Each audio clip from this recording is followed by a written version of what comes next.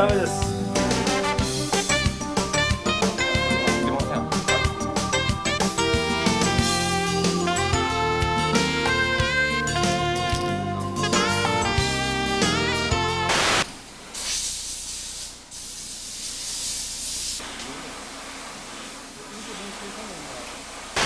でかいから釣れるそうだと思います。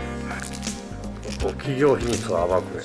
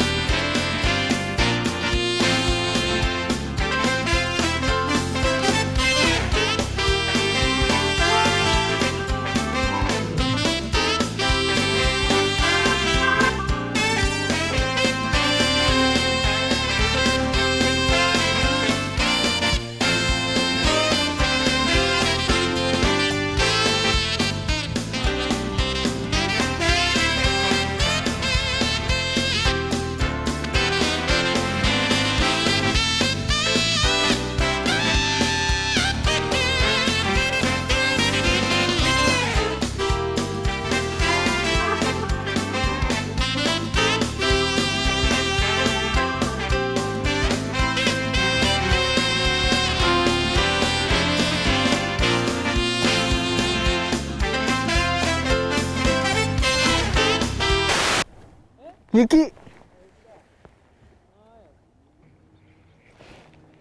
フィッシュ。うん。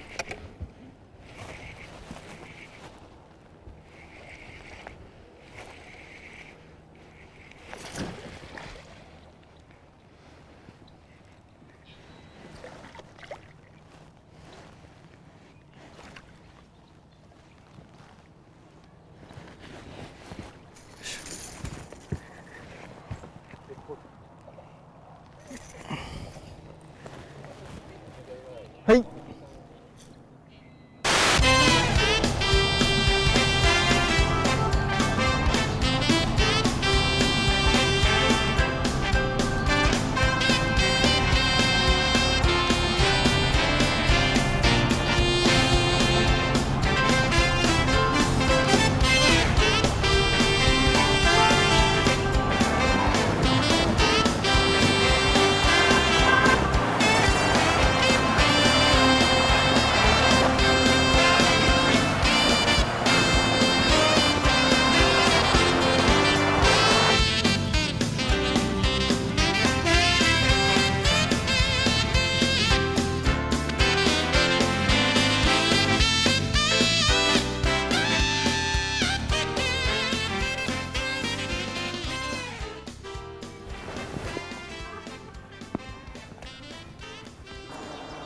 浅いところで一人で頑張ってんの。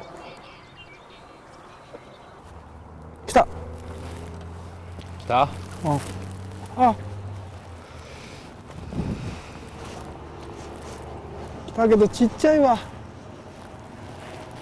深いね。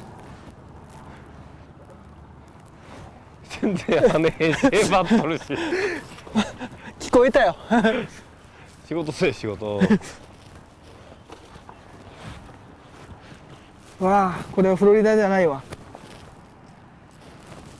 フロリダも入ってんねやここ。ああ、そうやね。これ普通のノーザンやね。はい。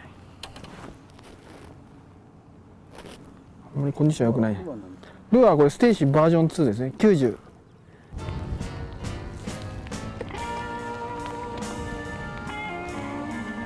無理無理。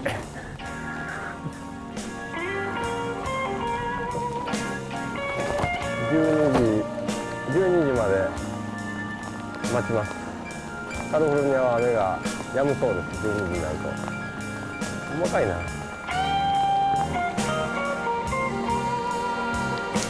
どうですか。いやー最悪入ったね。カリフォルニアの雨ねえ。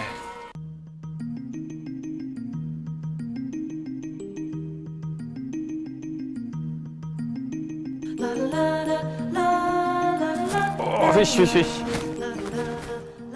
止めたら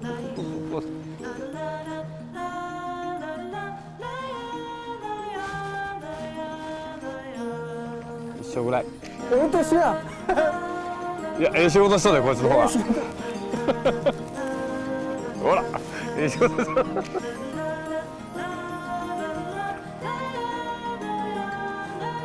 60？そうそう、ちっちゃい方ね。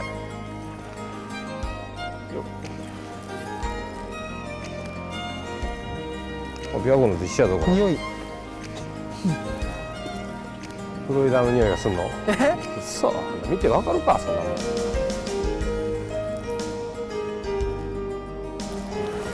うわ、乗ったー。えらい。大塚さんえらい。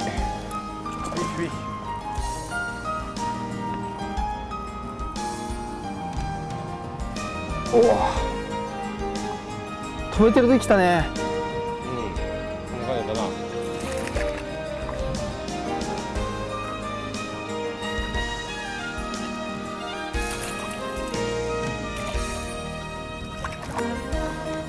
ありました。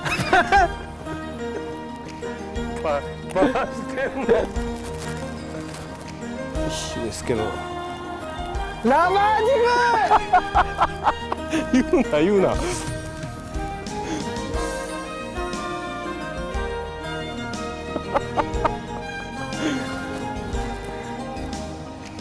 い当たりした？嘘。いいな。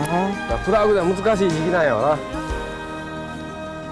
そこをあえて大塚さん、君は偉い。偉い。今軽く止めたよ。大塚さんは偉い。君はプラグで釣る。ありがとう演出。使わないねこんなんね。俺はこれで釣る。ほら、かっこいい。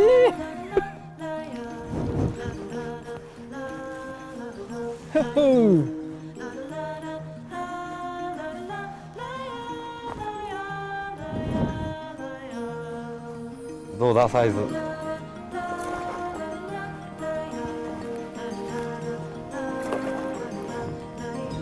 まあサイズはいまいちやけど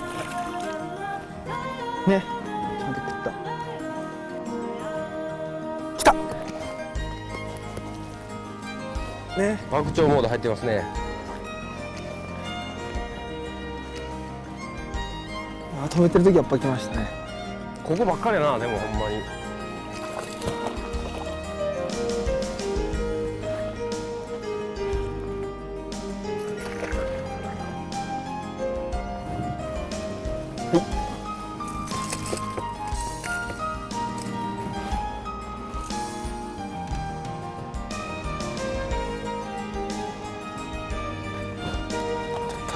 本当か。うん、ちっちゃい。今の割と浅かった。うん、浅いね。ちっちゃい。まあやっぱ浅い魚は黒いね。下の合わせと壁合わせどっちがいいね。どっちがいい。早く早く早く。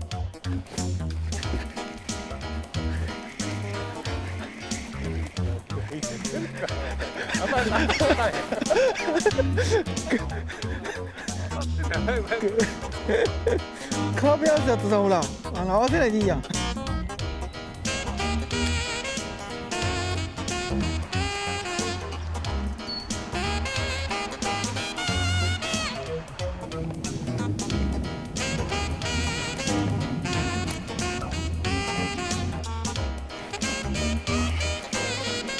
し。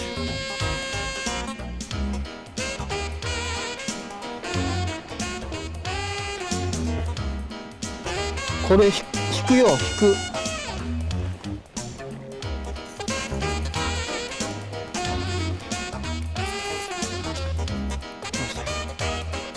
ヒリ。ああ。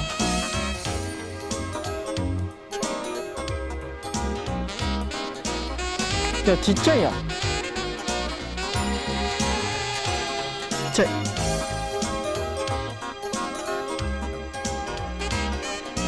はい。ベビーシャット75。お、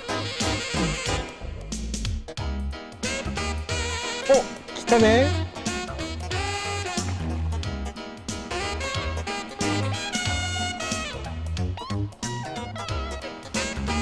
やっぱサスペンドルアーだね、吉見さん。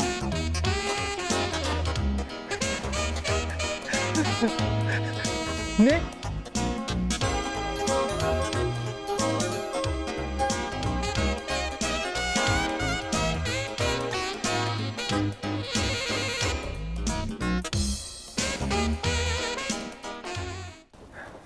クリンクル。クリンクルカット。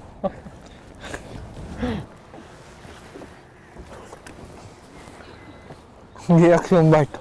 大塚入れ食いや。おいぐい。や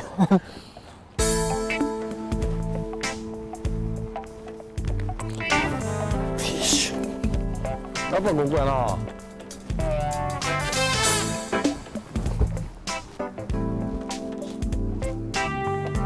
うわ。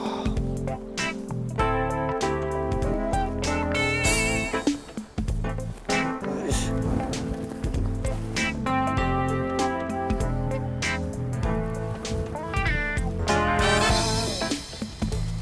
よし。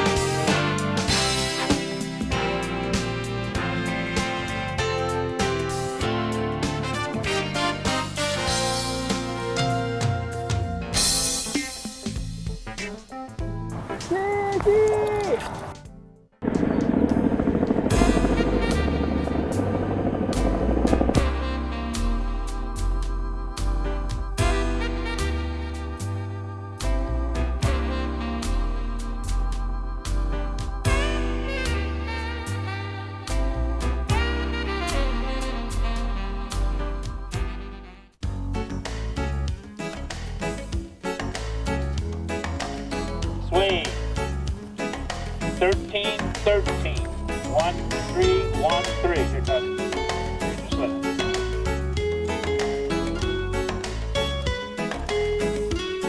Japanese picture. Oh. Good side. Name is Kenji. Yeah, Yes. nice to meet you. Nice to meet you. 11.56 pounds. 11.55. 11.55 pounds. Okay.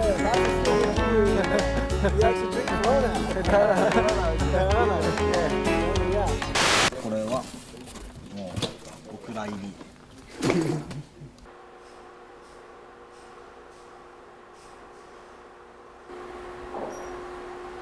じゃあこれで。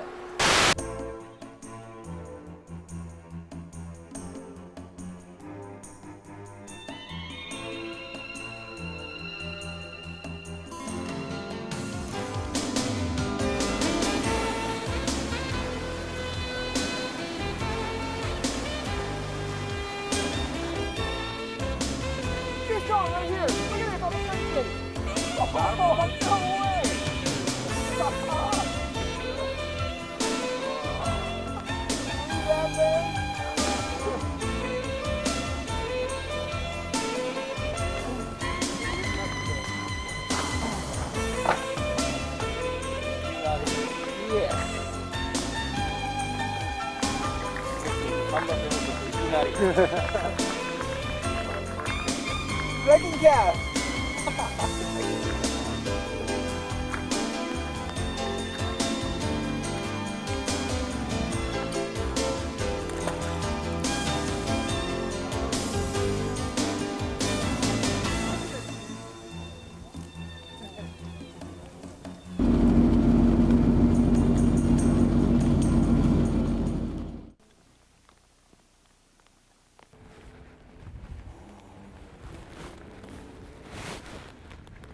Fish. Ah. Hi. Hey. Very nice fish. 抜いちゃいますね。はい。おお。Nice. Hey. Thank you. はい。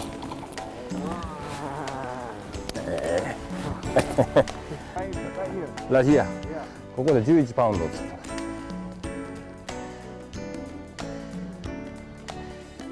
Right there. ああ、グッ。フィッシュ。フィッシュ。吉田様いきますか。11。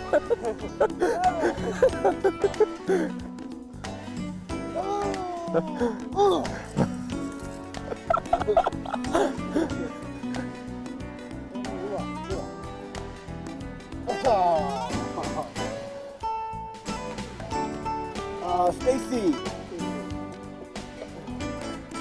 Inside.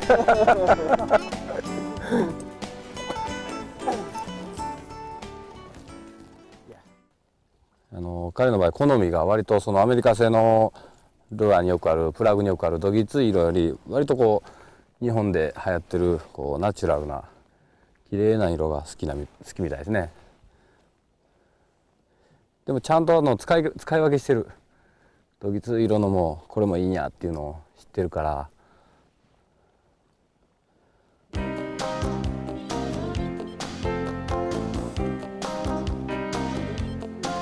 よ。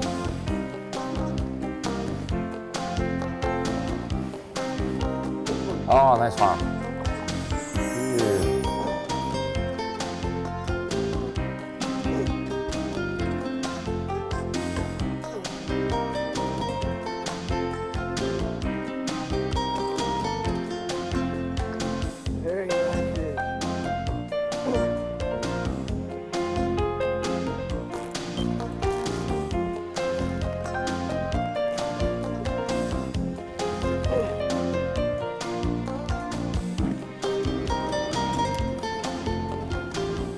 Oh, there it is.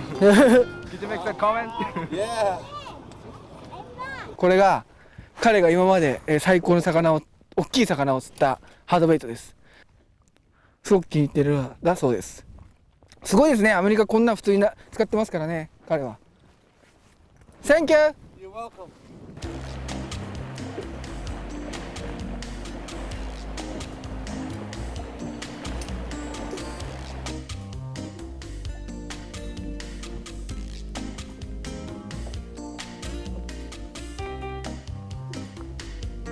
Fish.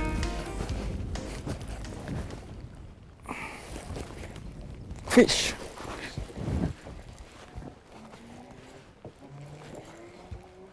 Nice one. Nice one. Nice one.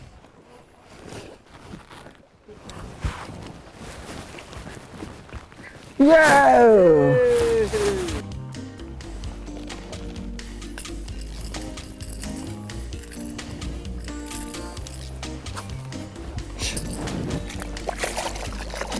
Then here, 2-pound crappie. Oh, Big crappie. crappie. Crappie. A lot of times they'll crankbait. Oh, That's what fish. Fish. Oh, nice one.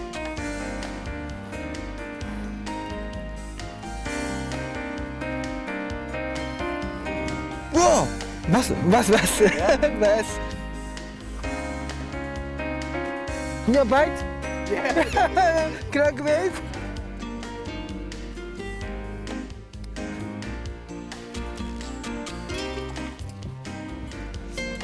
はい、釣れました。い今彼にバイトがあって、で CB300 にバイトがあって、で外れて食い損なったのがこれにステーシーにカポッ振ったという。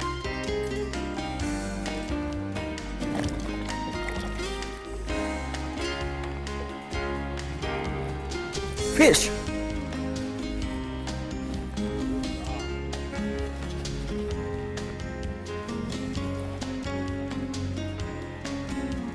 Small size.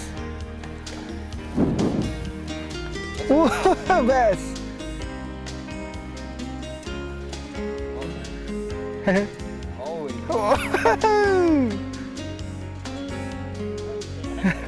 Medium.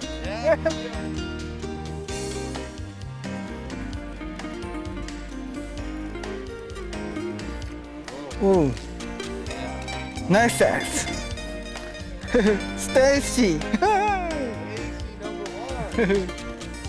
今もやっぱり止めてる時来ました。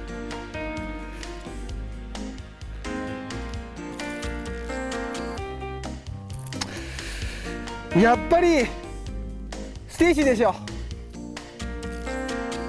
はい。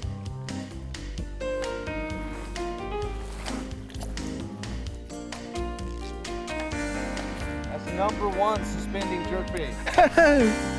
Yes, I think so. I know so. Pretty good. Big one. Big. It's like big one though.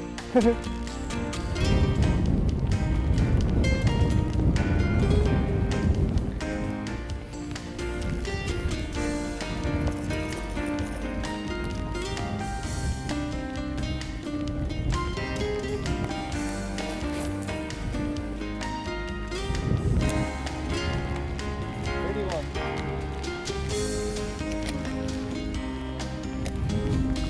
Big one.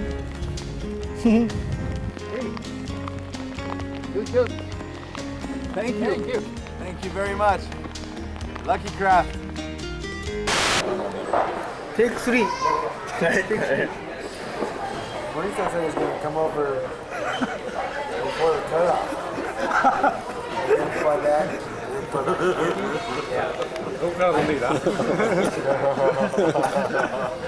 Good morning, Kenji.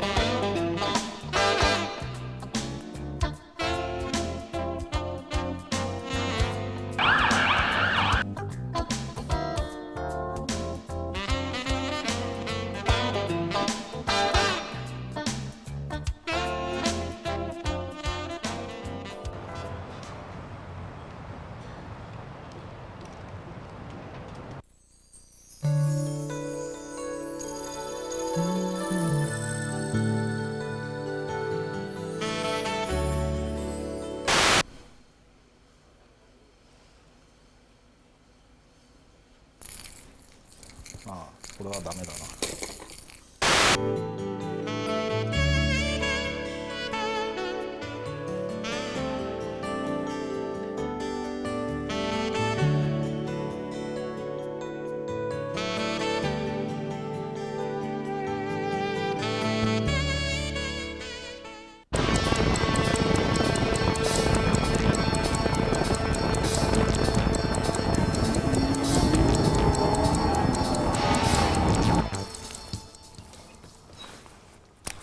Oh! Ha ha ha. Little guy.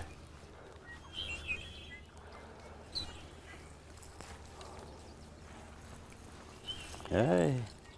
You see, I make work bass bait faster. You hit.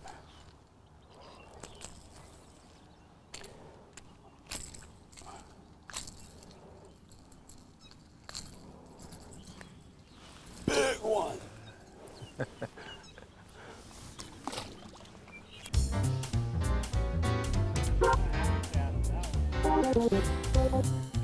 Bright and early. Oh, yeah. Ah!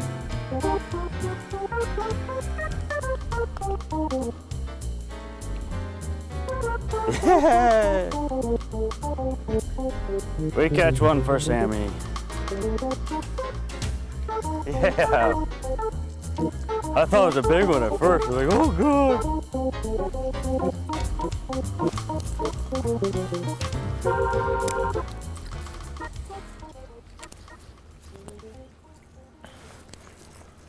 手つかずの場所っていうか、誰もやってないとこどんどんやっていくんでしょうね。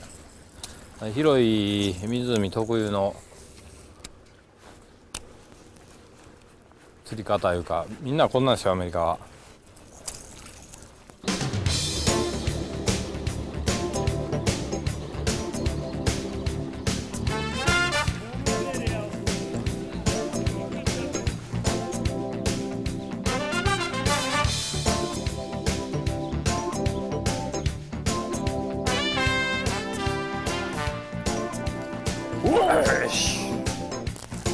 Yeah.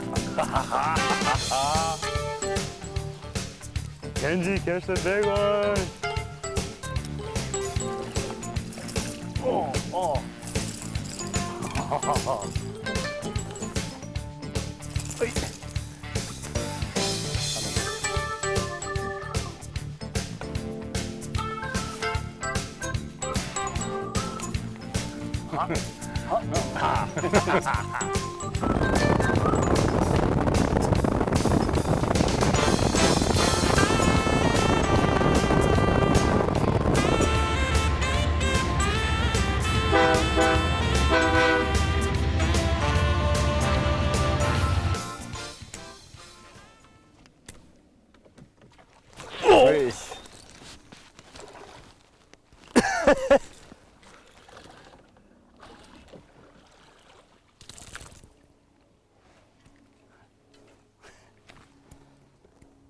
You like that, Sammy? Good, Sammy.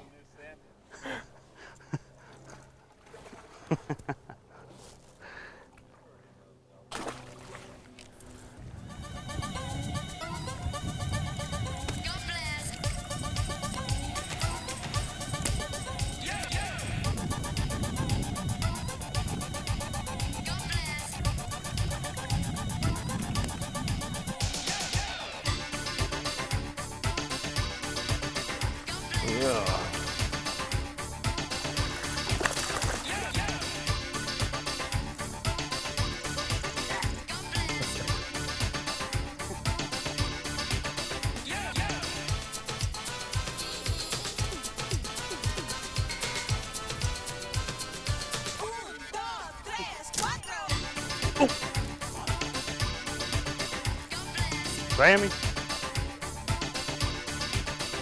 Little guy.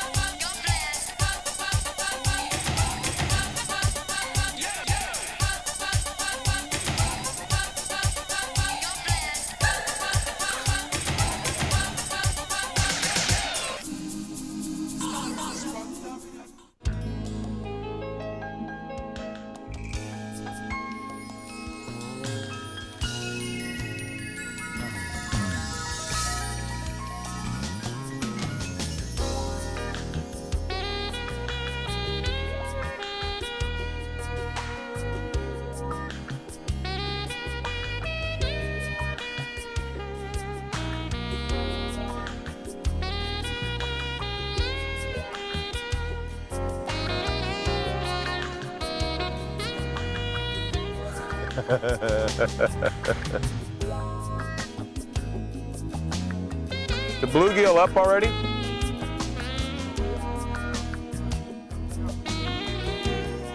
It ought to catch him.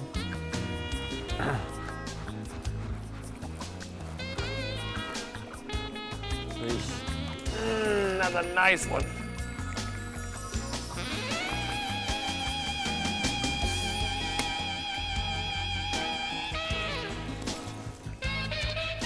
But I wasn't happy catching 3-pounders like a moron, so I left.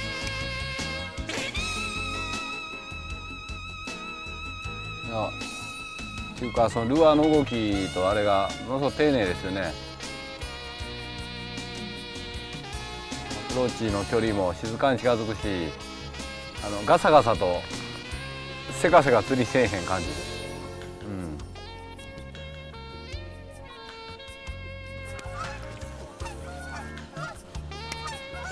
Yeah.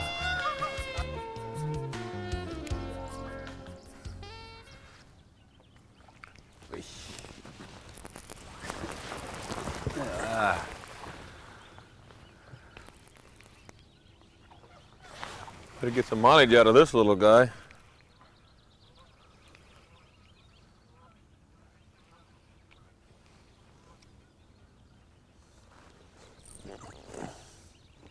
Hey. On the popper.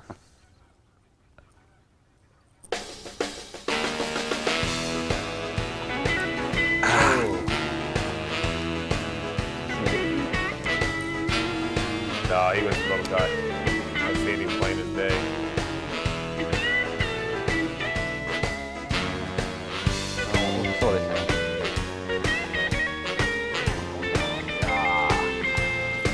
Come back.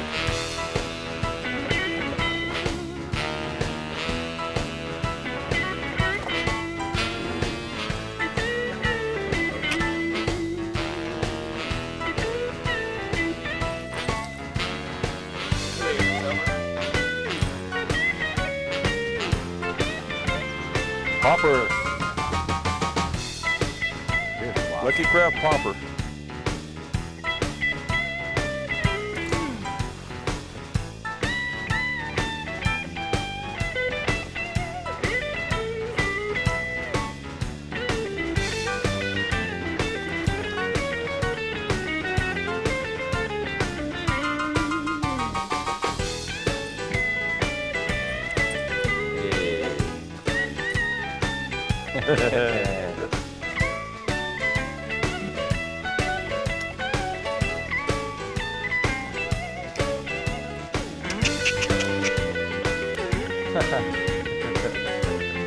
かわいいな。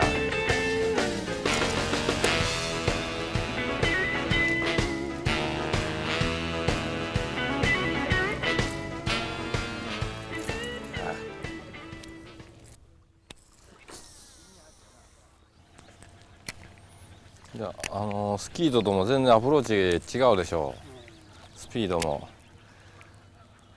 トップウォーターやってても静かやし。彼エリ全開やもんね。なんかこう全然違うベテランの雰囲気出してあるよ。キャスティングめちゃくちゃうまい。スキートと乗っててそんな感じひんかったけど。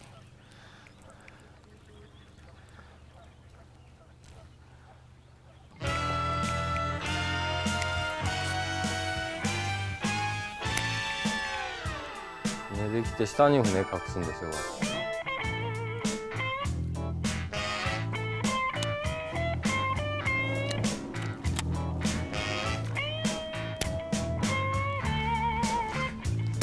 よし。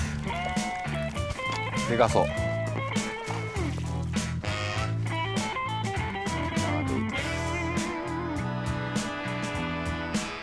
おお。サイズ。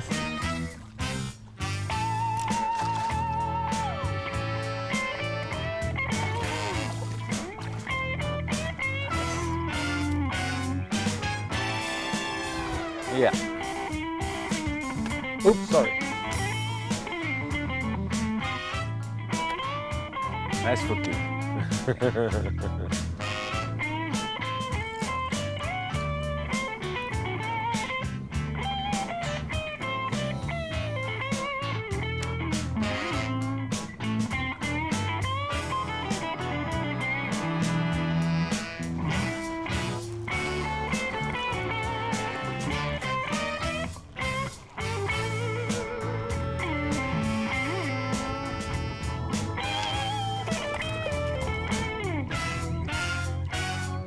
Pointer fish.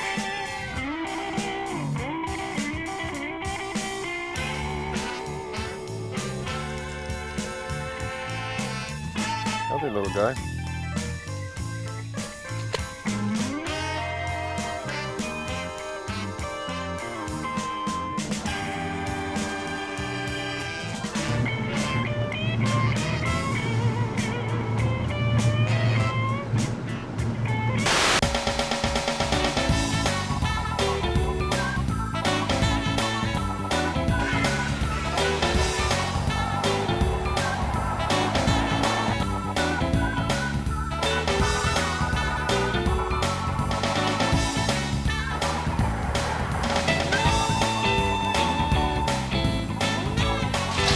特大ゼリーだ。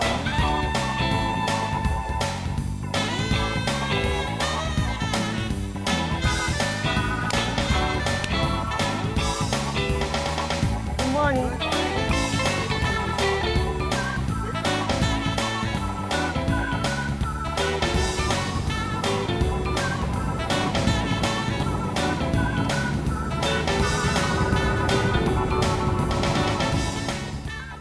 もう魚の跳ねる音が気になってルアーを結ぶ手が焦ります。よしよっしゃ。ちょっと竿が柔らかいんでつらいけど。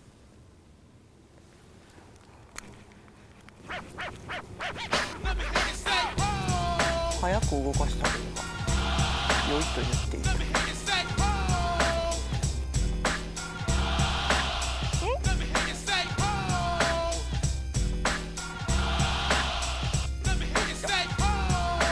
ました。よかった。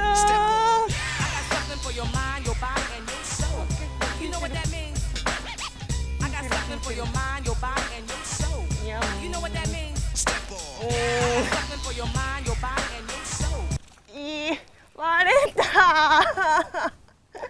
悔しい。お、来た。やっ、ああ。うわ、すごいくるくる。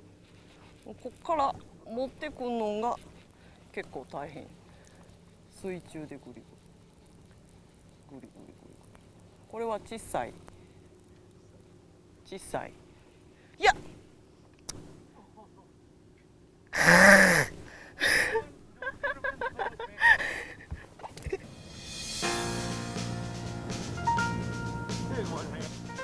うわ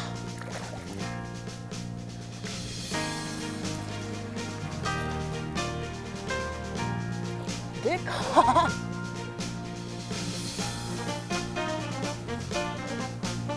でかいでかい。そんなの見たことない。うん、初めて。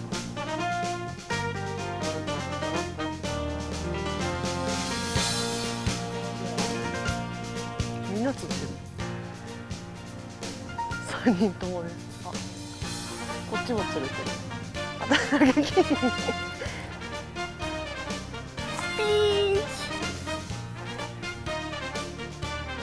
よっ、乗った。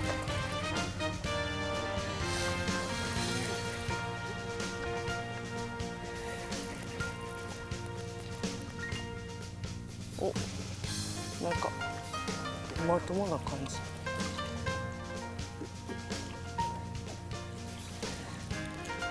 お、なんかラッキーな感じのスモールでした。うわ、初スモール。しかもこう重いです。いいサイズですよね。勝った。すごい。でかっ。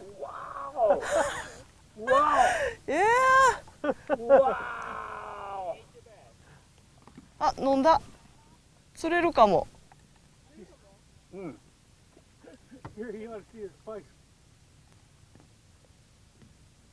怖っ。でかっ。いやー、外れた。来た。よし。はあ匹目。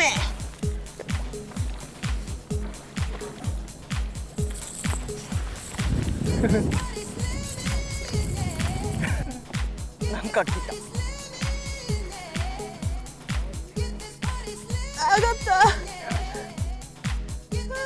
ドラッキングで釣れた。かわいい。さあ、分かってる。よいしょ。わーい、2点目だーい。いや、なんか黒い。でかい。重い。つらい。網ってあるかな。抜いちゃえって言うんだら抜いちゃうけど、みんな濡れちゃうよ。いいの？いいの？刺さってもいい？うわ、ドラグがゆるゆるやった。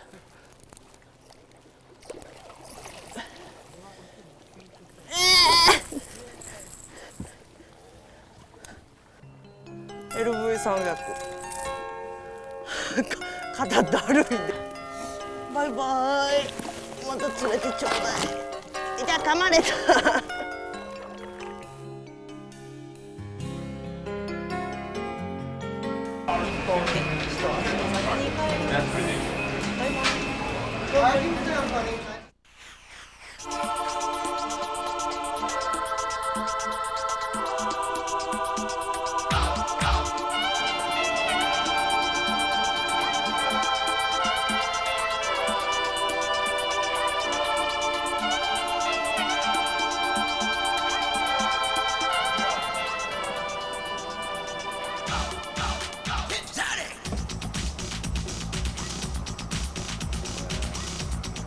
最後ね、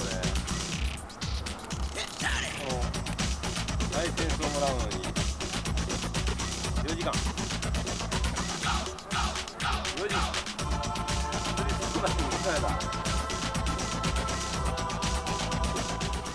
今日は公式プラクティスの日、1日、試合の前の日です。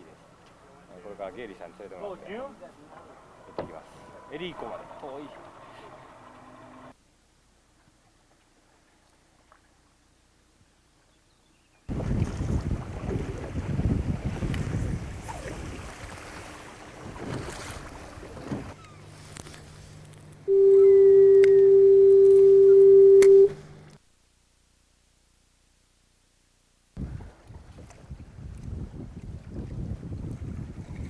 ミディアムサイズ。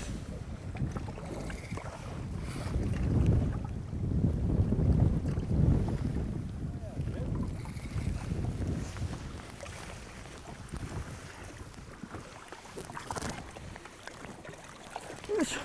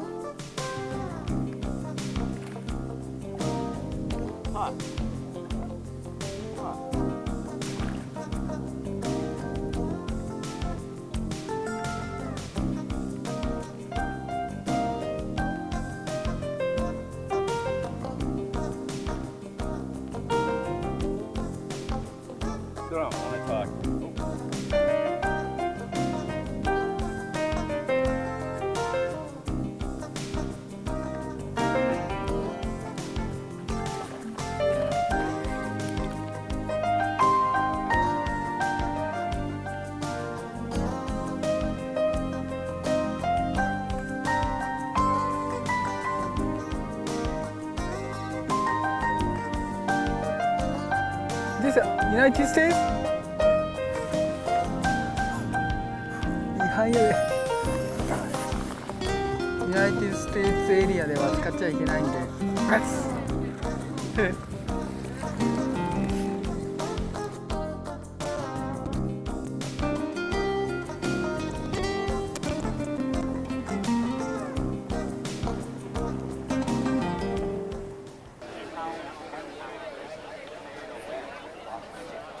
I got this Lucky Craft lure in the bag, and I'm going to try that tomorrow. That's a great color for this lake. Team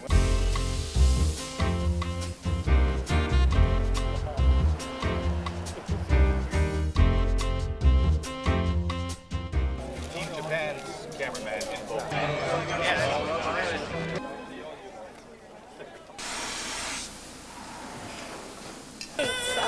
started to use them about a month ago. You came all the way from Japan? What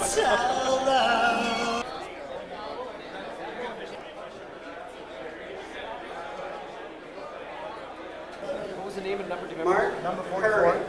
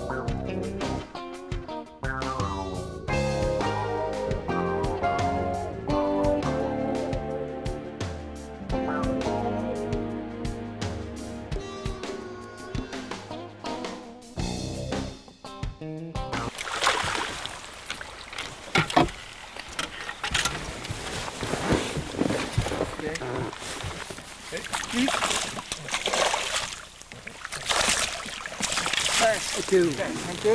Good job. Yeah. 2だね。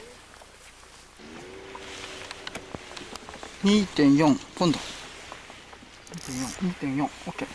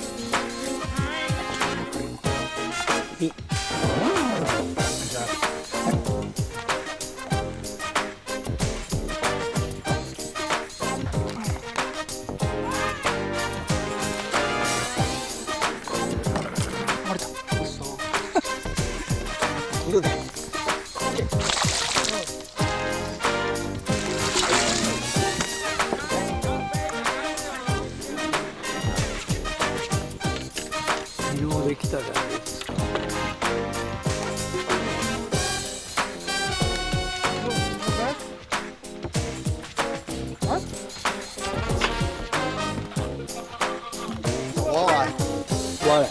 笑い。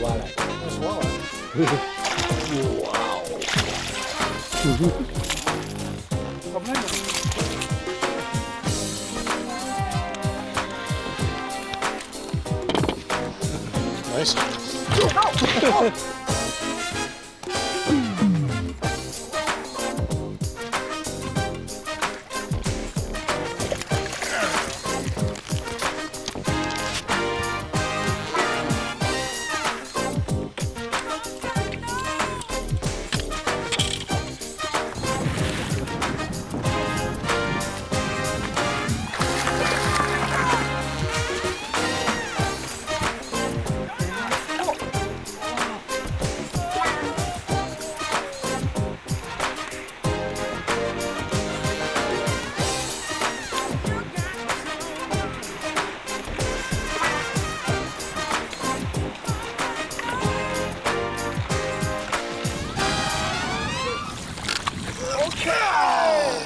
しゃ。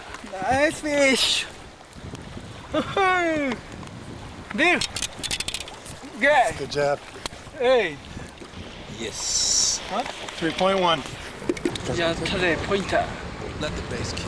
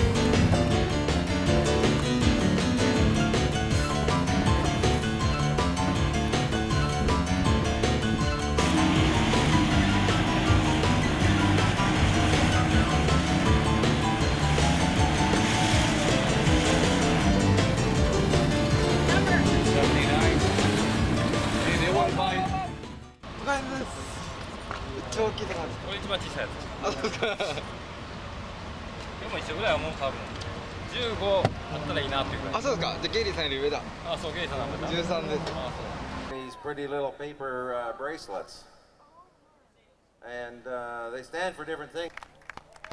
All right. Thank you. Kenji Yoshizumi from Otsu City, Japan, and amateur Rick Vandersis from London, Ontario. How did the day go? 1350. Very good. Team Japan's bringing in some big numbers today too, so. The riverboat pulled us over and told us there was a chemical spill down on the river and turned us around. We had that problem. 14.8, 14.9 pounds for Team Japan, and they're still doing well.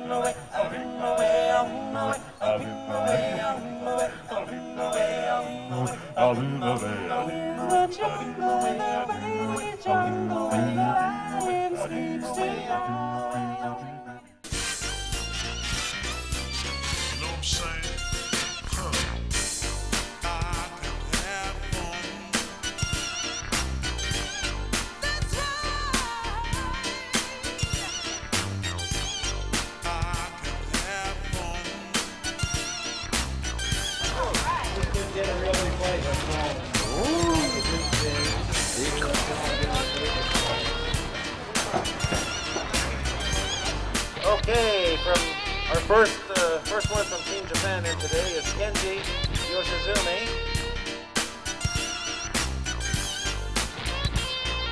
Another entry from Team Japan, Hiro Otsuka from Japan, and his partner, William Swallow from Holland, Michigan.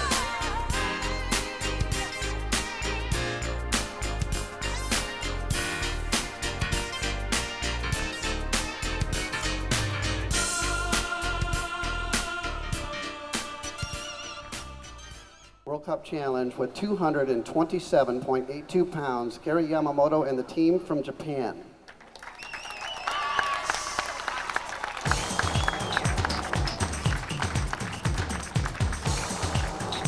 That'll cover half the airfare to get there, Gary.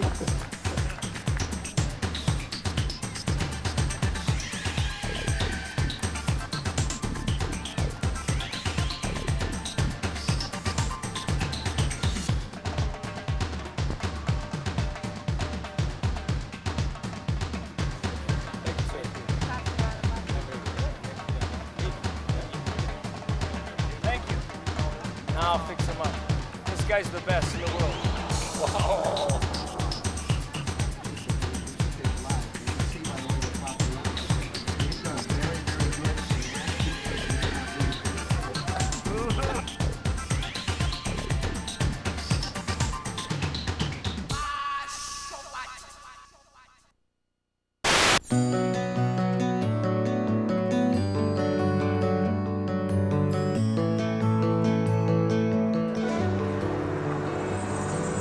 いやー、パリに着きました。13時間ですね、長旅で来たんですけども、まあ、ここはパリです。今回も頑張っていきましょう。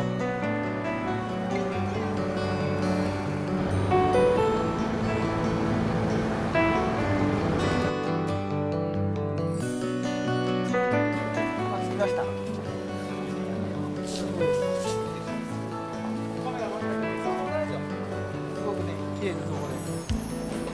まあ、僕のお店と同じぐらい綺麗かな。お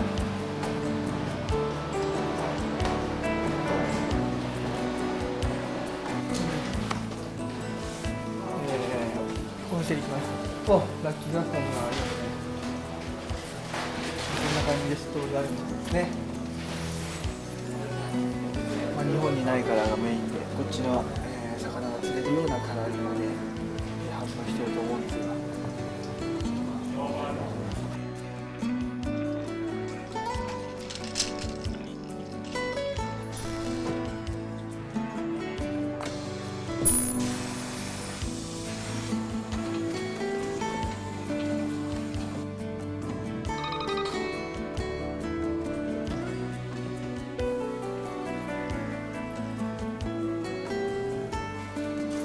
ちょっとね、日本の、釣り道具屋さんとは違って、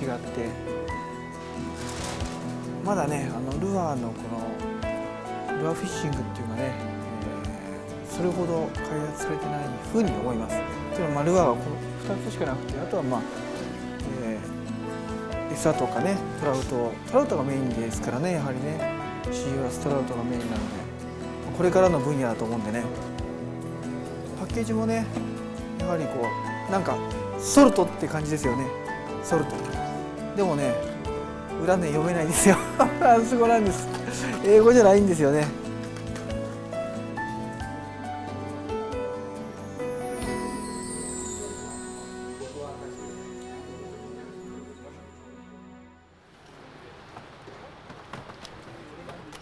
ノルマンディへこれから移動します。車で3時間ロングドライブですね。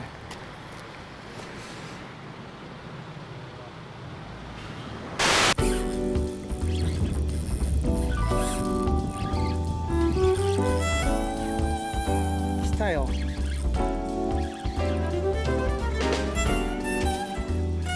これ何？お、シーバスだ。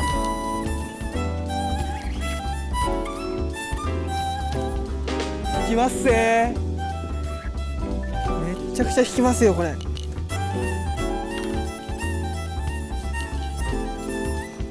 Thank you. Thank you. おー、フラッシュミノ110。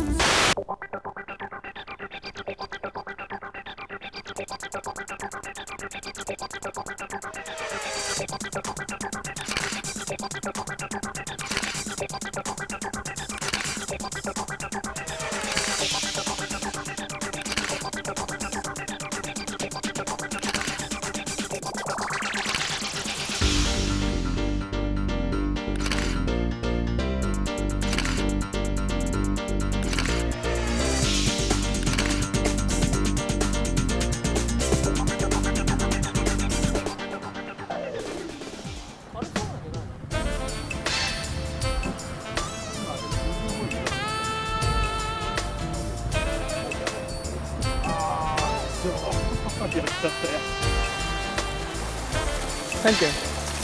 Thank you.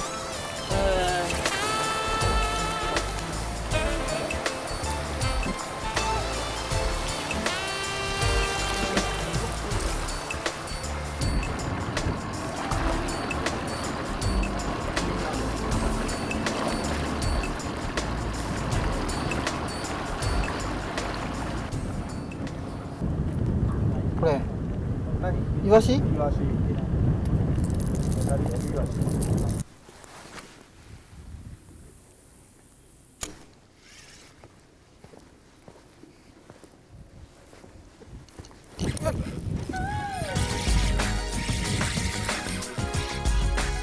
なんやこれ。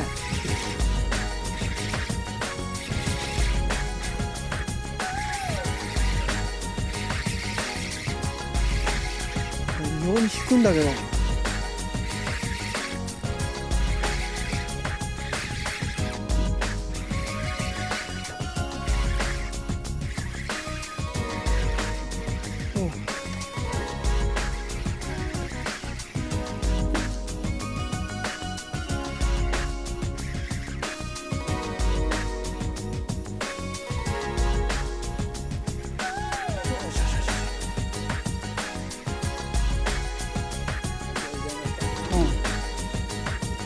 よいしょ。釣れました。シーバスこれ。ああ、そっか、綺麗だから。あ、綺麗だからこんな綺麗なんだよ。見て、ほら。うん、違うけどさ。これがこちらの。ね。おお、ガッチ食ってますね。ほら。ちょっとね。でね、日本のね、シーバスと違ってね。これがね。臭くない。全然。全然臭くない。ね。すごい。これほんま食えるよ。いや、本当に。これは素晴らしいね。いやー、フランスまで来てよかった。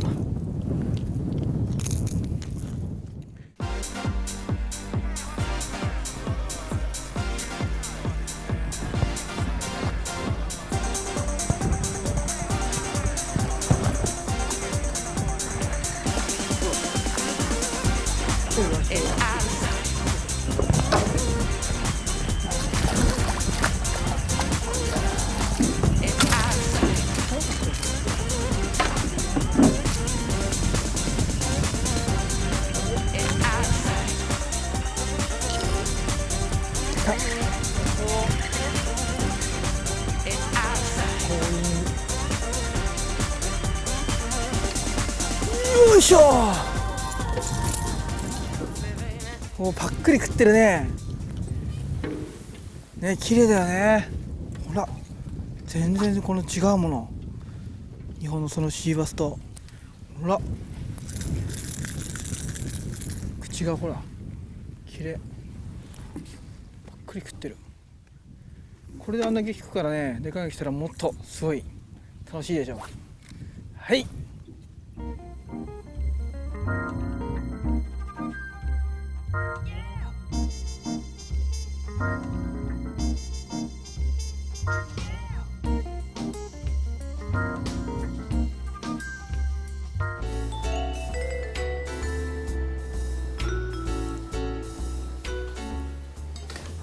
わあ綺麗だ。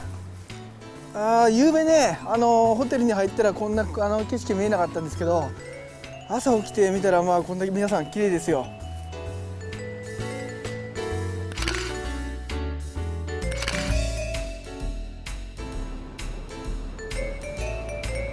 うちの人はね、聞くところによるとフリーマーケットがすごく好きだ、いつもやってるらしいですよ。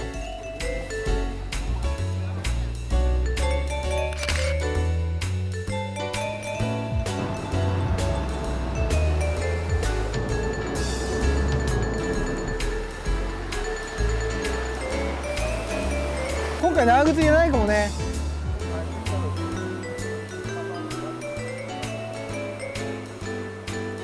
うわ、鳥がいっぱいいるよ、あそこほら。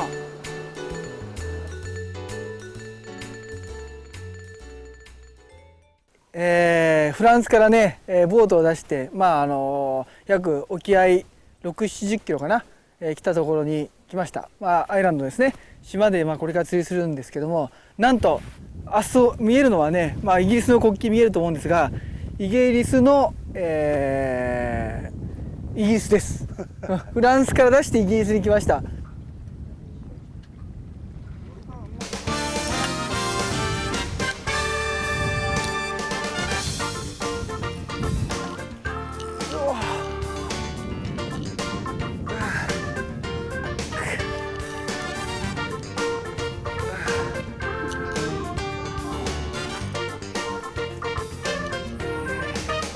やっぱりミノだね。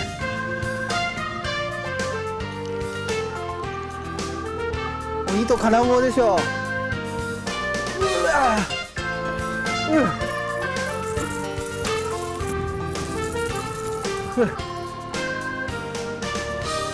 ちょっと痩せてるけどね、このサイズでもあんだけ効くからね。はい、ただ巻きよりもやっぱりトゥイッチをちゃんとしてあげてリアクションっていう形ですね。世界中の魚どこ行っても同じってことだね。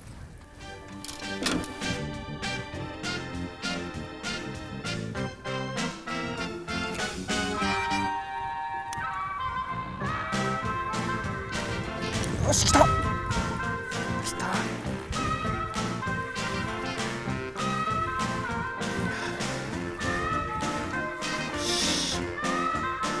結構いい入り方したね。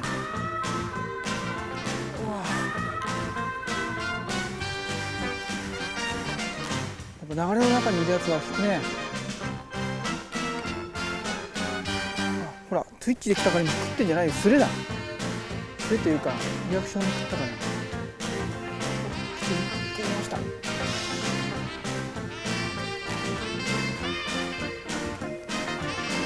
皆さん抜きますね。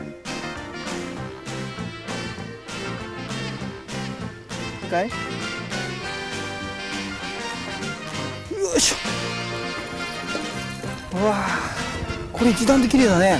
これ日本のスズキそっくりね、口がね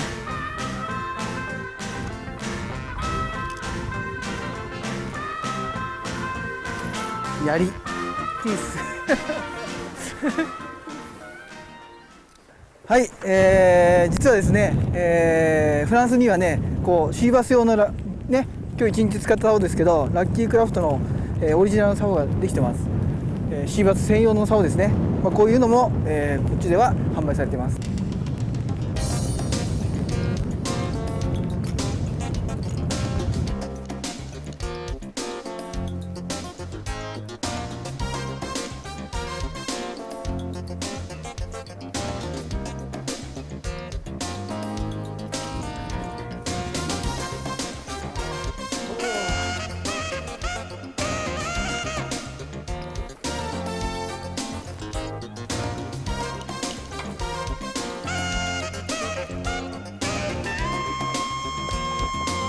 おー、僕のツイッチングはフランスでもイギリスでも通用するね。ね。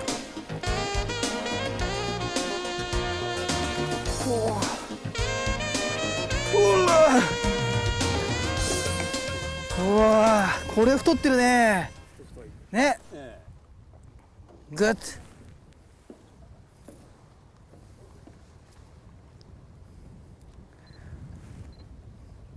フラッシュミノ110、フランスイギリス天下統一すごいね、やっぱ実力ですね。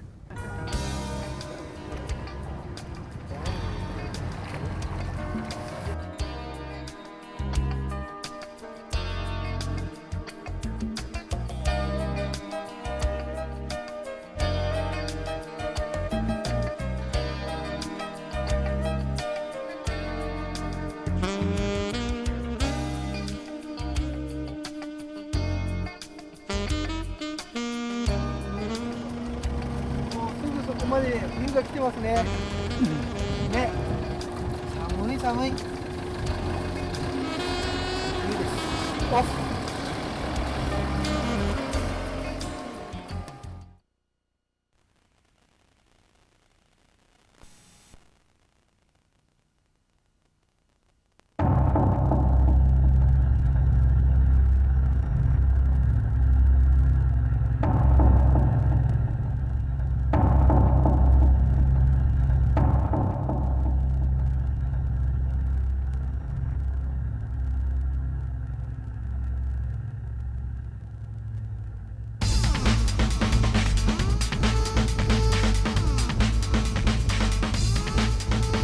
I love the competition of it. I thrive on it. It's what keeps me going. The competition of challenging the bass, one, and the competition of the other anglers.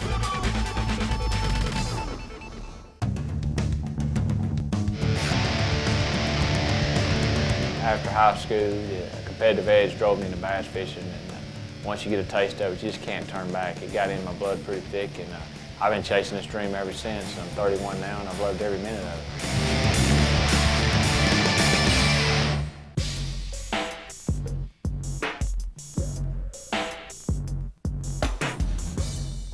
It's been a dream come true with this relationship with Lucky Craft, and it's been a dream that I've been able to share for many years and watching it evolve.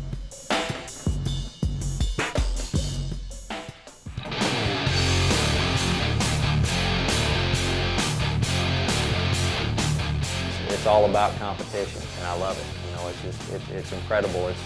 It's something that I really enjoy. You know, I enjoy the outdoors and the competitive side of fishing. It's just, you know, it's just a real treat to be able to do it for a living.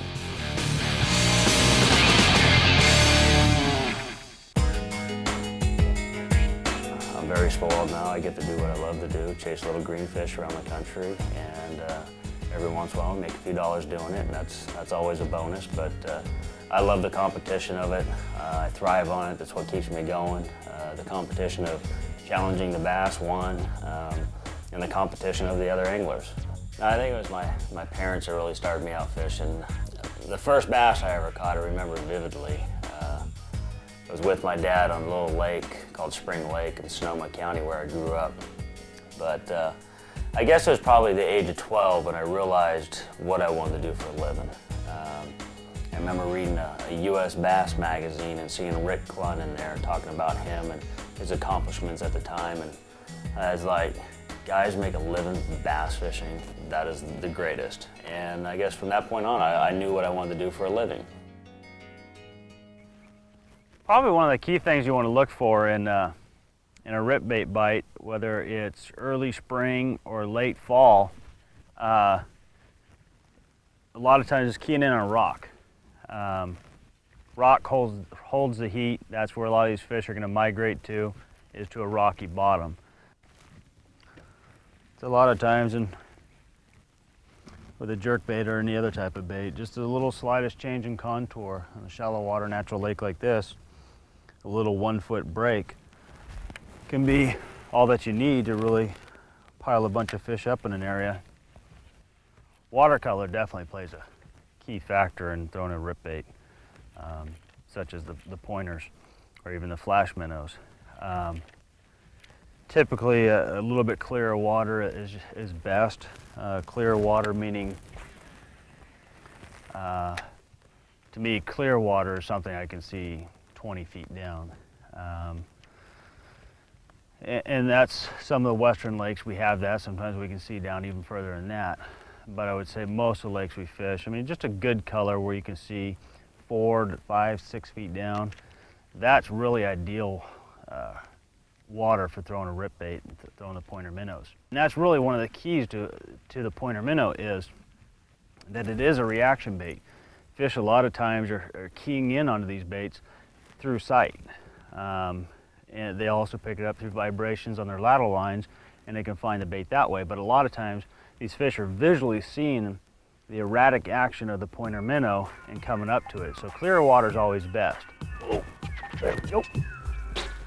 Yeah, baby. Hey.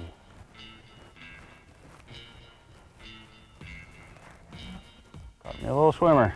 He's not a big one.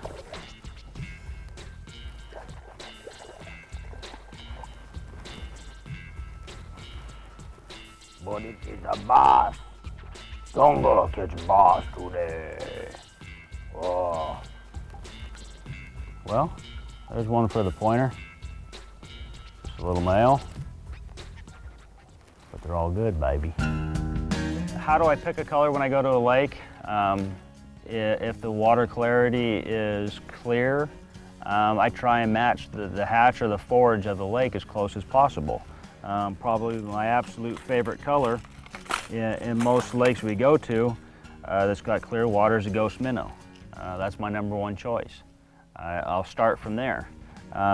If I get into a clear water lake and we start getting some overcast or just cloudy conditions, then I'll probably go to the chartreuse shad. Then you know, there's another great clear water color right there.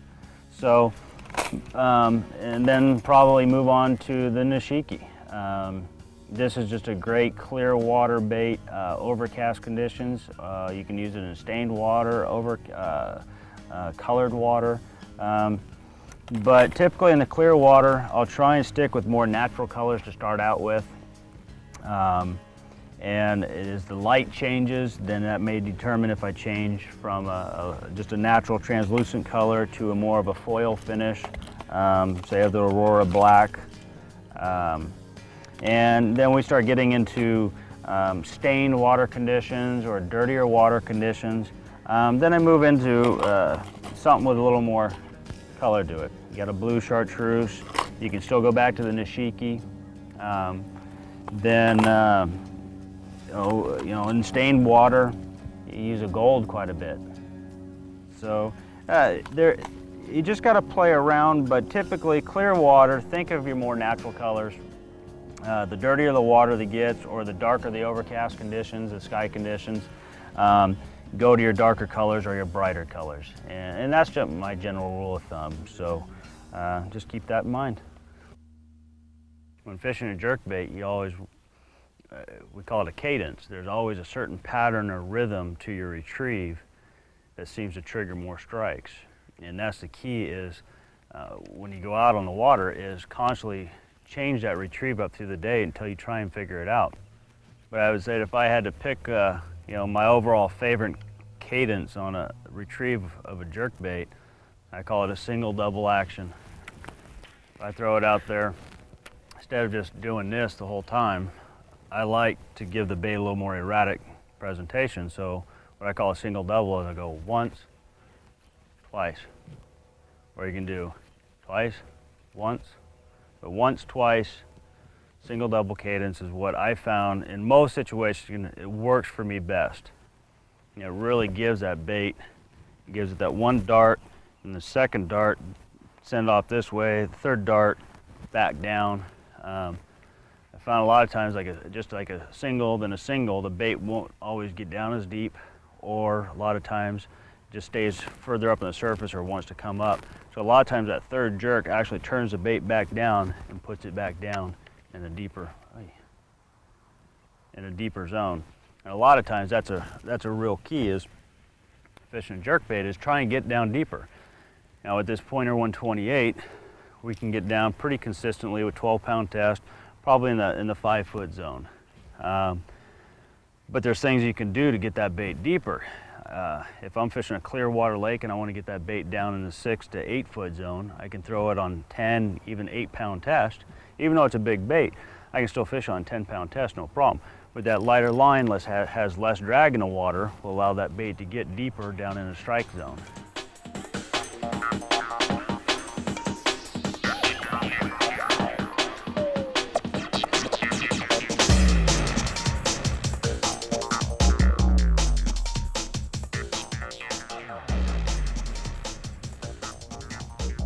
There we go. Oh, baby. Whoa.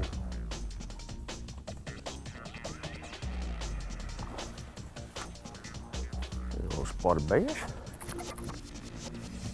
Yeah, Pointer 78.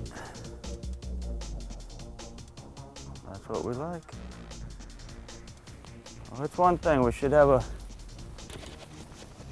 we've got a mixed bag of fish on this video for you. We got smallmouth, largemouth, spotted bass. It goes to show that pointers catch them all, plain and simple. So that'll work. Let's throw him back and let's catch some more. See you, buddy. Hey, you got me wet too. All right. Well, let's do that some more.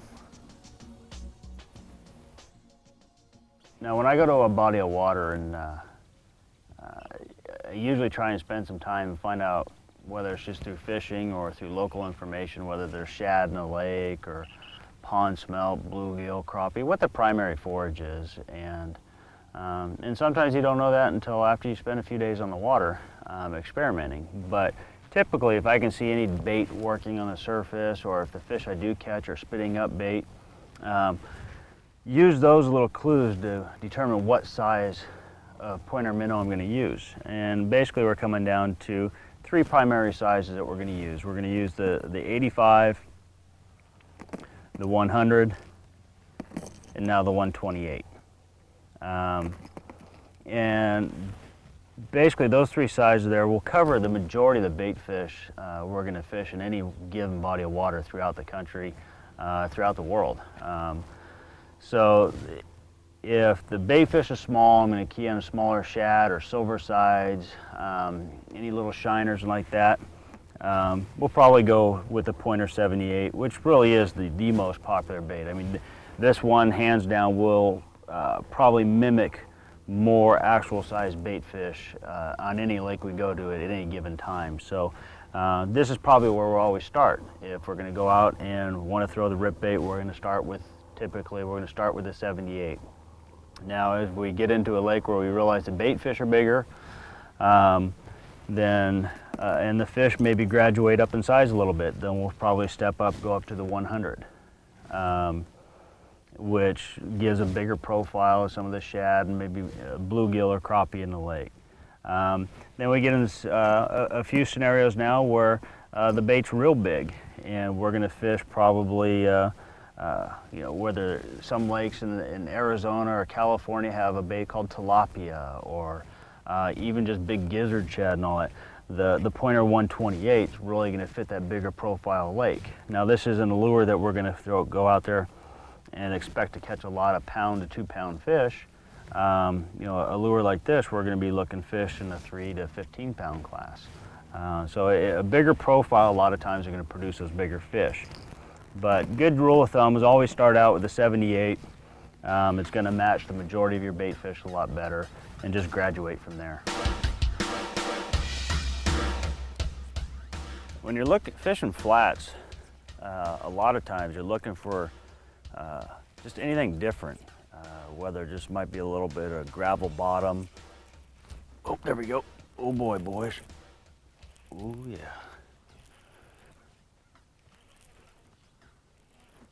Feels like a good fish. Oh yeah, baby.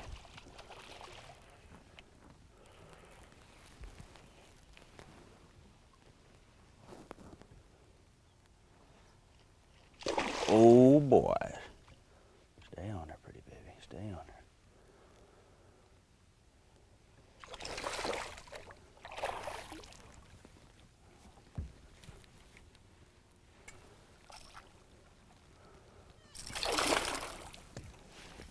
Oh, come on. All right. Now that's what we're talking about right there, folks. That is a cold water rip bait pointer minnow bass. We stepped up, went to the bigger pointer 128, and we caught us a full-grown bass. That's what we like to see. So what we're doing is we're fishing a flat. It's got a little bit of a rock break on it, and that's what I was just getting into discussing is when you're fishing those flats, just look for any little bit of a change, a little break, a little rock. If there's grass in the water, fishing the points of the grass, or maybe sometimes they're in the insides of the pockets. So just keep that kind of stuff in mind. And that's what we're looking for, baby, right there. Yeah.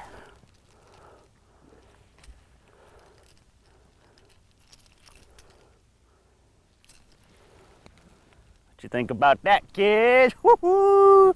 Catch them like that all day long and be happy. See you, sweetie. Hey, she got me soaked. Look at that. Look at that. Oh, it's too cold to be wet. No.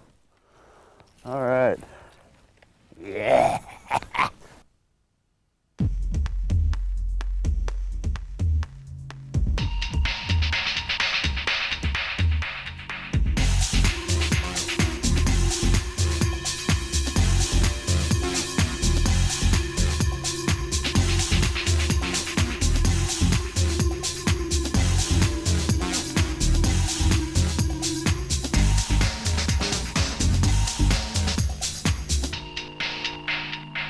To me, to fish topwater and be successful at it is probably the most exciting type fishing it is. For generations and generations, bass fishermen have been throwing topwater. But now, we've reached this year models, the things that they've brought to the table, new creations of topwater fishing and style. Unbelievable at how you can make these baits look just like bait fish. And that's something that helps me. Everywhere I go across the country, man, I know that if I go shallow, I find shad, I put on a G-splash, I put on a popper, I'm going to catch them. And to me, I just can't get away from it. I guess you could just say I'm just a topwater freak. I'm going to throw it. One of the best conditions you can have is a clear water, real clear to a light stain. That's when the fish can see it the best and really start to bite the bait. They get a good look at it, they get a good feel of where they're going to strike, and they get it better.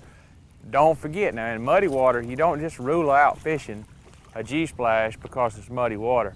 You can actually fish this bait when the water is as muddy as you would throw a buzz bait, and sometimes you're going to get better results that way because what it enables you to do, the difference in this bait and say take a buzz bait in muddy water is the buzz bait's going to move so fast through a strike zone. A lot of times the fish will come out behind it, but he won't find it and he won't never strike it.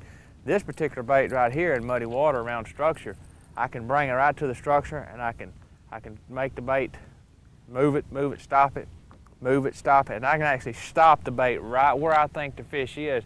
And sometimes that's the key to catching the big ones, is let them sit there in stained water and come get it. So, you know, keep it up here in your mind that just because it's muddy, don't mean they don't bite a G-splash. It's still an effective bait.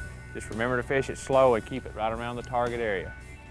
One of the strategies that I use when topwater fishing the G-splash and Lucky Craft sandwiches and stuff is when I go to a lake, I read the map and I look at areas that I think will be productive for topwater fishing, because out of 100% of the lake, there's probably only going to be 20 to 30% of that lake that's going to be suitable for topwater fishing. So one of your biggest strategies, or one of your biggest edges, is you're going to have to kind of confirm that on the map. You're going to have to understand what areas of the lake you're going to go to. You can't just run out in the middle of the lake and start throwing.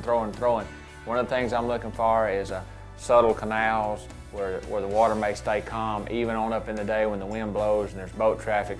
My strategy is to get behind all that or seek out an area that stays pretty calm, pretty mild, not a lot of disturbance where the topwater bite can still be productive. That's a great strategy to look at. I'm also looking on the map for shallow vegetation where fish can live year-round. The key to catching them on topwater to me on the strategy is you got to understand where the fish is at.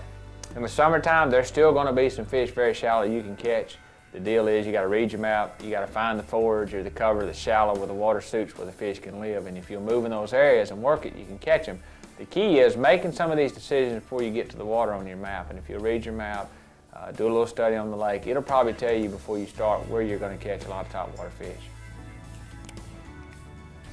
Some of the biggest things to remember about topwater is it's not seasonal. Everybody thinks that, you know, topwater is only good in the spring or it's only good in the fall. You catch just as many giant fish in the middle of summer on topwater. You just got to be disciplined enough to throw it in the areas where the bass are at.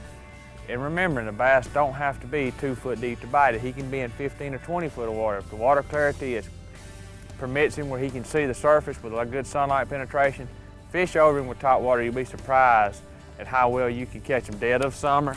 And I've caught a couple of the biggest bass I've ever caught on topwater in the dead of winter. So one thing we want to make real certain that you understand about topwater fishing, and like the G-Splash, it's not a seasonal bait, it's a year-round bait. You just got to have enough discipline to throw it and stay after it. And you're going to get some great strikes.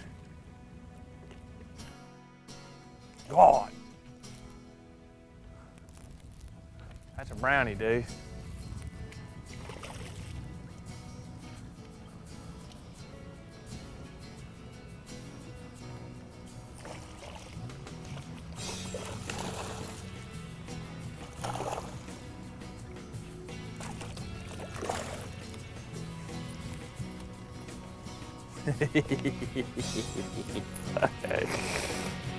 You gotta love it. God, my.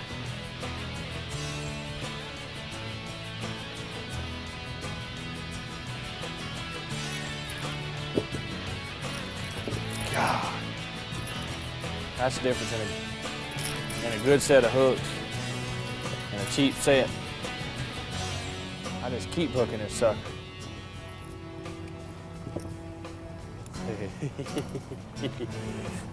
You gotta love a G-Splash. You gotta love it.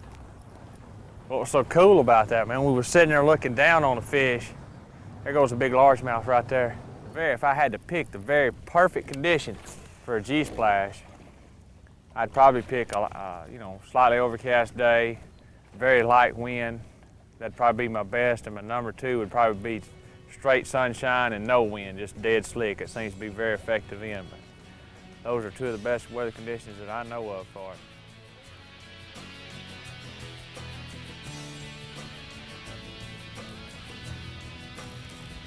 That's pretty nice and right there.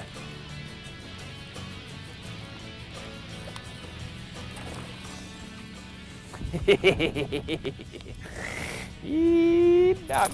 Oh, you don't ever do that to me again.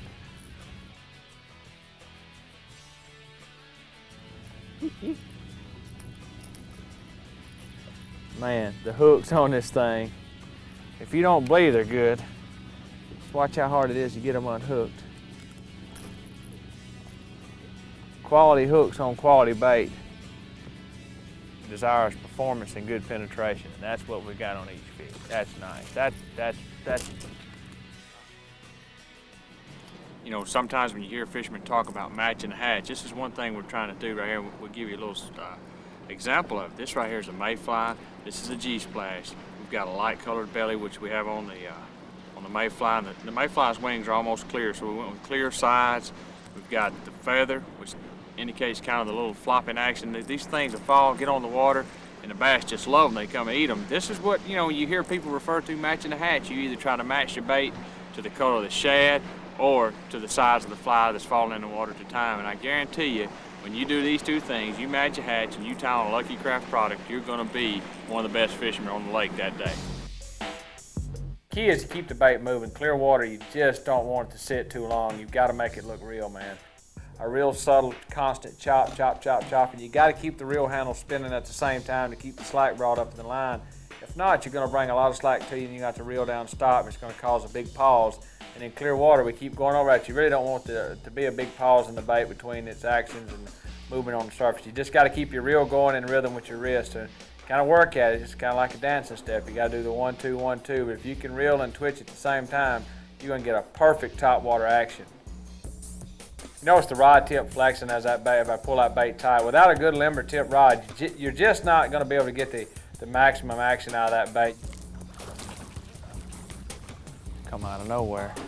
He's barely hooked. This ain't good.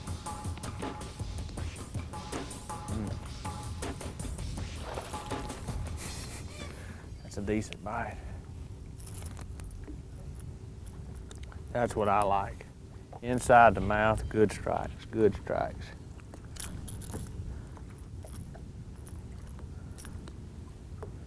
That's not a bad one. Start the morning. Go on, buddy. Oh yeah, come on, baby. Just gotta take him easy.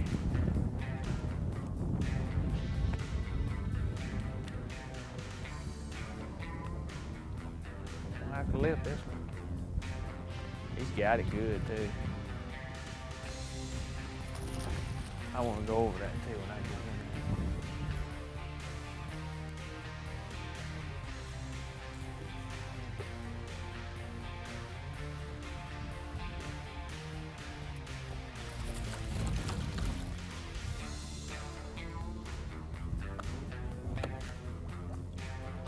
Oh, no problem. Good Lord Almighty. That's a bite. See the G-splash? That's when they like it.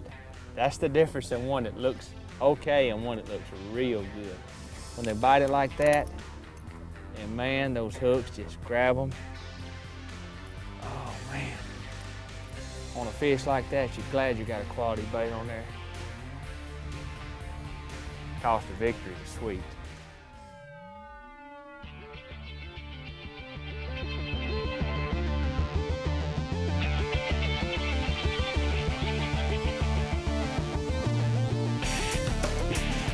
Yeah, I think one of the biggest mistakes we make as anglers, and sometimes I'm guilty of it, we put limitations on baits and techniques. And I know topwater fishing, I think a lot of times we put too many limitations on it. To me, it's a deal that I think from spawn all the way up and through, they go into a winter migration. It can be a very effective technique.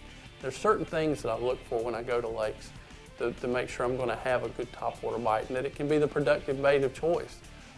One of the keys is obviously watercolor. I like to be in a situation where I have at least 2-foot visibility, and anything more than that, then topwater bait becomes even more dominant. This is going to be a technique where you can draw fish, and to do that you need clear water.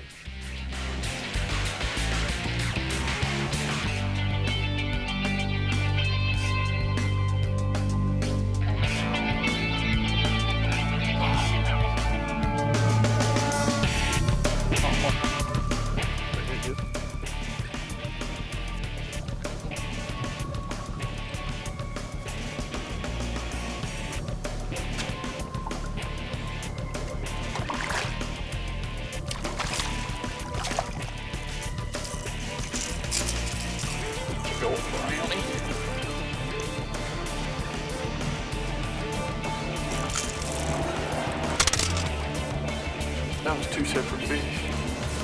One and then another one hit. Another ideal time that I think that if you're not careful, you can miss a bite on a topwater plug, and it's one that you almost sneak into. Is a situation we had at St. Clair, and it's a post-spawn deal. The fish have come off the bed and they're really looking to feed up, but hey, they haven't moved out to the main lake. They're still in close proximity to the spawning area. And it's just like we had at St. Clair. They were still back in the canals, but they were basically done with spawning, but they were getting ready for a heavy feed. You can take a topwater plug like a salmon, cover a lot of water in these shallow areas. You know, these fish after the spawn, they've really got the bait intense. They've got to a situation where they've seen a lot of bottom baits and they're really not responding to them. But now a topwater bait coming over them, they're off the bed, they're more in a reflex, a responsive move, and they're wanting to feed pretty heavy. The bait matches the metabolism. It's a neat deal that you can cover a lot of water and generate a lot of bites in shallow water. Not necessarily needing deep water and wind and bait fish activity. The fish are still shallow, they haven't moved yet. You've got to get a bait that can get a reflex bite. There's not a better one than a Sammy.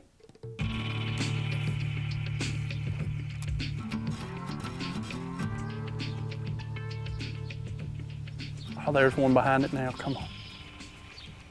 Ah, that's a good one. Come on. Ah, you dog.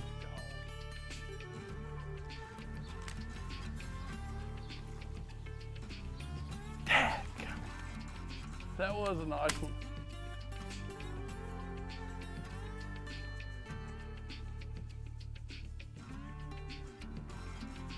There's one.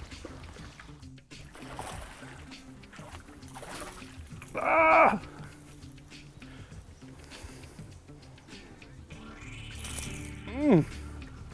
Hurt me. Hurt me. It's a good healthy fish there. That's a 2.5 pound fish.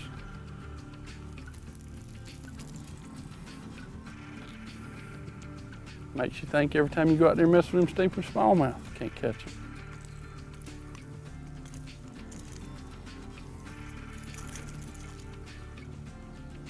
This is Yasu's canal.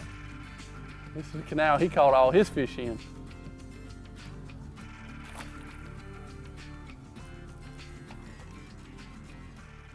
My favorite quality about the Sammy is the fact that it's a walking bait, but unlike most baits, it doesn't work you to death. You can make this bait react and walk side to side with very little effort. That allows you to fish the bait all day long without any type of fatigue. To me, that's one of the best qualities of the Sammy.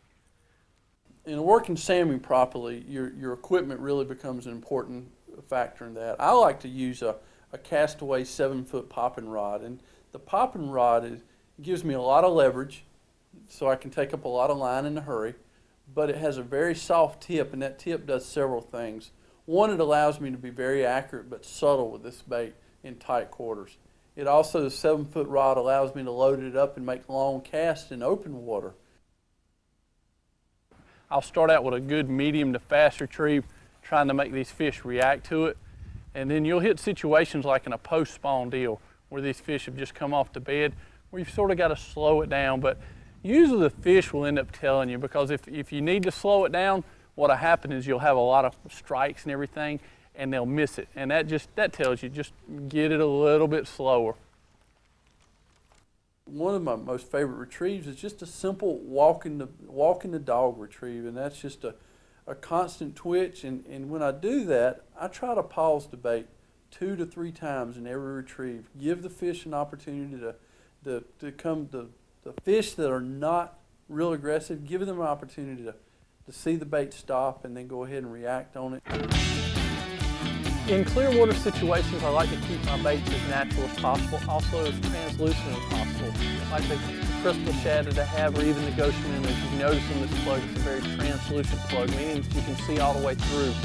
You know, it's a very, very clear water situation. As the water becomes more stained, and in stain I still say, instead of being able to see 10 foot down, you can see 6 foot down. That's when I like to go to my Tennessee shads, even possibly a Aurora blue, Aurora black, all the way up until when the water to me gets some color to it, and that's with visibility of 2 to 4 foot. Then I like to go with the chartreuse shade. Sort of match the color of your plug with the clarity of the water. Just remember, the clearer the water, the more natural the bait you want to look.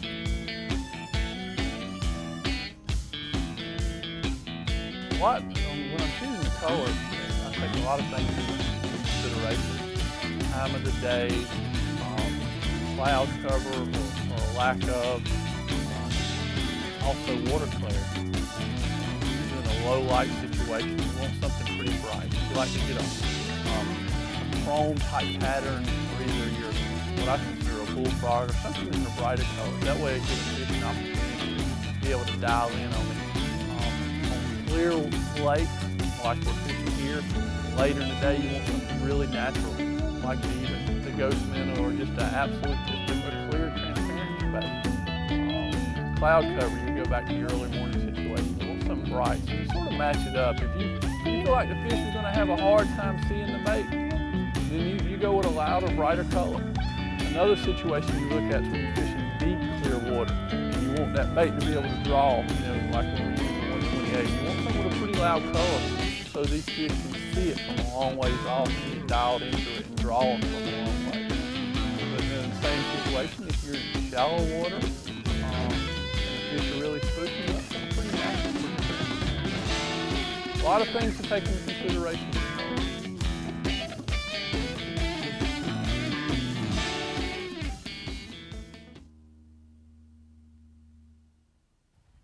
I'm in here using a smaller bait because everything's so much more subtle. We're in a real enclosed environment, and you want to keep everything really subtle, and this smaller bait will allow you to do that. You can make real light and natural presentations and be able to work around the cover really well.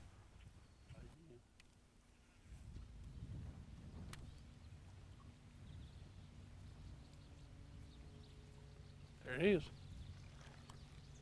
That's a good one.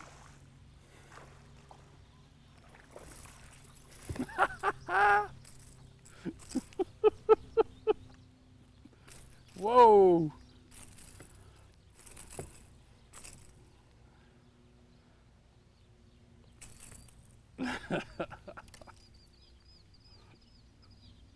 How's that for calling you shot? A little bit bigger than what I thought, though. Boy, I killed for 5 of those in the tournament. That's a good one.